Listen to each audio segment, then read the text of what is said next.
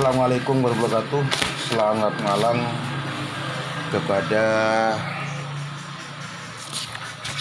sahabatku semuanya, dimana dalam hal ini bahwa apa yang telah disampaikan oleh Ahmad Ngunji MPD dalam gugatan pemeriksaan perdata nomor 15T garis miring PDT titik G garis miring 2022 garis miring PN Serang antara Ahmad Ngunji MPD sebagai penggugat melawan Menteri Agama Republik Indonesia dan kawan-kawan sebagai para tergugat, Wali Kota Cilegon para turut tergugat dengan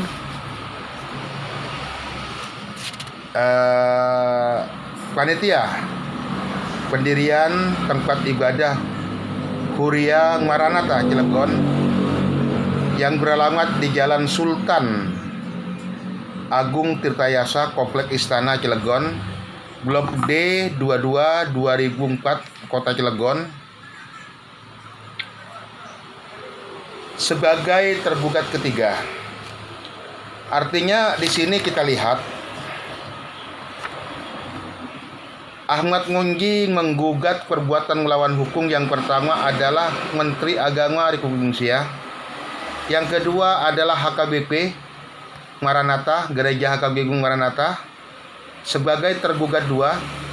Yang ketiga adalah Panitia Pendirian Ibadah Maranatha Kota Cilegon sebagai tergugat tiga.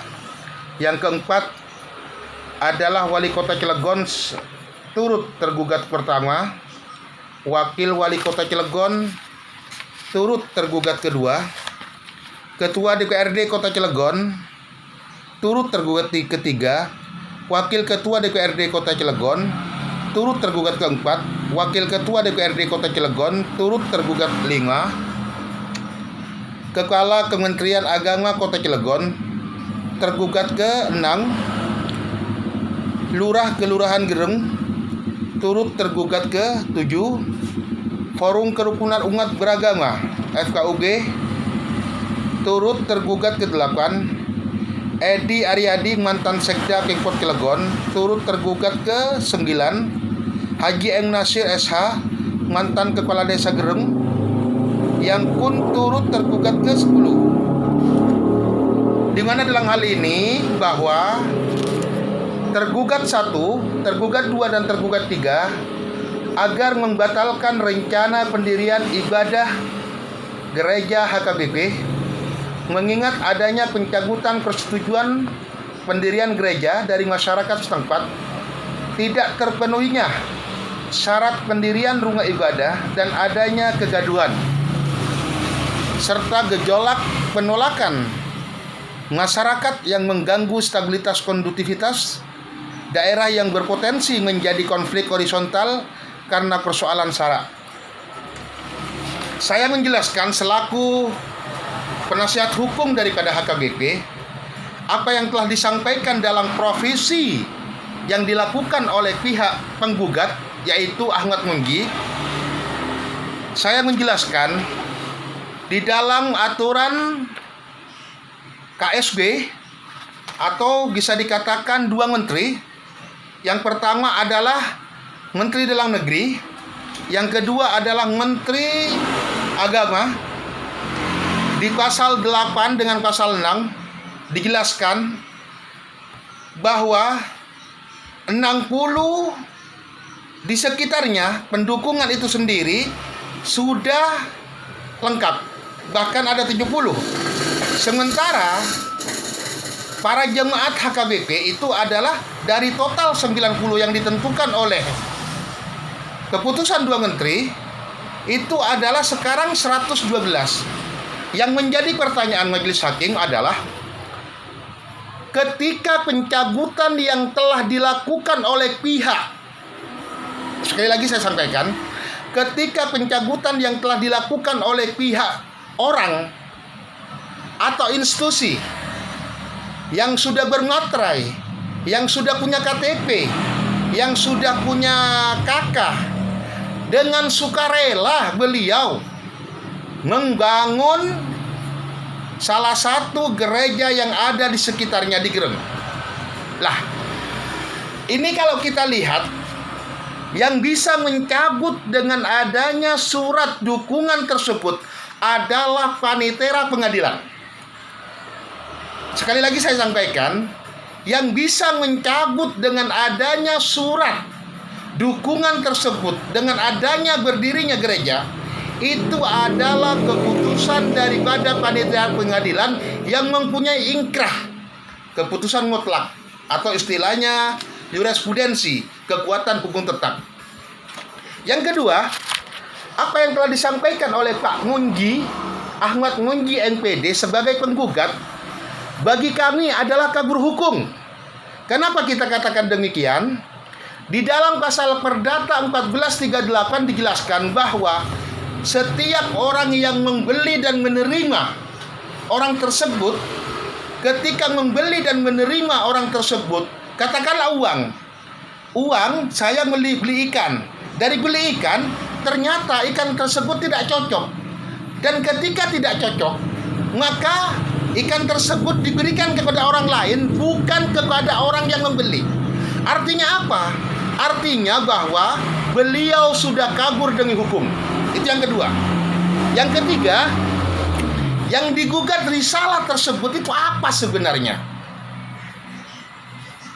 Pendirian HKBP yang ada di kota Cilegon itu sesuai dengan Undang-Undang 1945. Pancasila pasal 29 ayat 4. Setiap orang yang melakukan peribadatan berhak dan dilindungi oleh negara, dalam pasal 4 sendiri. Lah, untuk menjadi penjaminan daripada gereja HKBP tersebut, dalam surat keputusan bersama Menteri Dalam Negeri dengan Menteri Agama, itu harus ada dua. Yang pertama adalah 60 dukungan dari warga setempat. Sementara di situ adalah 70 dari dukungan tersebut. Yang kedua, jemaat HKBP itu adalah 90, tetapi di situ adalah 112. Yang menjadi pertanyaan dasar kita majelis hakim adalah, kalau yang 70 dengan sendirinya itu dibatalkan oleh lurah, emangnya lurah itu siapa? Semestinya kami atas nama lawyer daripada HKBP yang bisa mencabut hal tersebut, pihak orang selaku pendukungan itu menyampaikan langsung kepada HKBP, bukan kepada lurah. Lurah ini adalah instansi, adalah sebagai pendamping daripada eksekutif pemerintah. Sementara pencabutan tersebut harus ada mekanismenya yang telah dilakukan oleh pihak yudikatif, artinya pengadilan negeri setempat. Yang kedua, aneh bin ajaib ini. Dalam pokok perkaranya, saya melihat sebuah pokok perkara bahwa masyarakat kota Cilegon yang peduli akan ketentraman dan ketertiban. Emangnya Cilegon ini nggak tertib? Emangnya Cilegon ini nggak tentram? Apakah dengan cara oknum yang istilahnya pergi ke wali kota dengan petisi seperti itu? Saya indikasi ada beberapa oknum yang ingin bagaimana kota Cilegon ingin tidak kondusif. Ternyata rasis yang terjadi itu, contoh, orang Batak, setan-setan orang Batak, ini rasis loh. Kita selaku lawyer daripada HKBP masih belum meminta atau belum LP laporan pemeriksaan terhadap oknum-oknum yang mengatasnamakan para kiai itu sendiri. Yang nyatanya bahwa kota Cilegon sampai saat ini kondusif, aman, tentram. Yang tidak kondusif adalah oknum. Yang tidak kondusif adalah oknum yang ingin memperkeruh persoalan ini. Yang ketiga, dengan adanya turut tergugat kesemuanya, itu adalah pihak apa yang telah disampaikan oleh pihak penggugat ini tidak mendasar. Jadi pengkajian secara majelis hakim yang secara terhormat, agar sekiranya apa-apa yang telah menjadi sasaran di dalam hal apa yang telah disampaikan oleh Ahmad Munji ini kabur dari hukum. Ini aneh bin ajaib di sini. Saya melihat bahwa pernyataan tergugat satu tersebut di atas diduga menjadi pemicu dan sumber terjadinya keresahan dan kegaduhan di tengah masyarakat Kota Cilegon, antara lain tergugat satu sebagai berikut. Tidak ada lagi gara-gara pilihan politik kemudian agamanya berbeda jadi musuh-musuhan. Lah, yang menjadi musuh-musuhan itu siapa? Ini tidak realistis majelis hakim. Dan kenapa kita katakan tidak realistis? Karena setiap adanya persoalan apapun yang ada di Kota Cilegon, mekanisme tersebut aman, tentram, dan adil serta makmur masyarakatnya. Bahkan saya melihat anak SD pun ketika ditanyakan, apakah dek kamu atas nama sekolah dasar pendirian gereja salah nggak dengan aturan hukum? Tidak salah kok. Dengan adanya berdirinya HKBP Kota Cilegon ada di Gereng, ini memanfaatkan bagaimana yang ada di Gereng sendiri bisa melaksanakan. Contoh, beliau bisa ditarik menjadi security, beliau bisa ditarik menjadi cleaning service. Artinya apa? Memanfaatkan pekerjaan-pekerjaan yang tidak ada menjadi ada, seperti itu. Yang kedua, terjadinya hoax. Apa yang terjadinya hoax? Aturan dua menteri bahwa aturan tersebut sakral.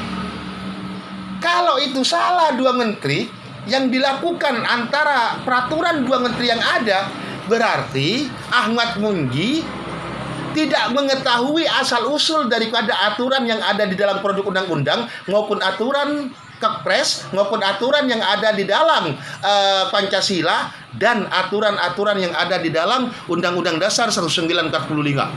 Kita tidak boleh intoleran. Sekarang contoh begini aja. Andai kata kita minoritas hal-hal terkait dengan hal itu, mengapa terjadinya hal yang terjadi di dalam hal apa yang telah disampaikan oleh Pak Munji? Majelis hakim yang terhormat, bahwa semua apa yang terjadi di dalam gugatan Pak Munji ini sendiri bagi kami adalah kabur dari hukum. Demikian apa yang telah disampaikan oleh pengacara daripada gereja HKBP. Terima kasih.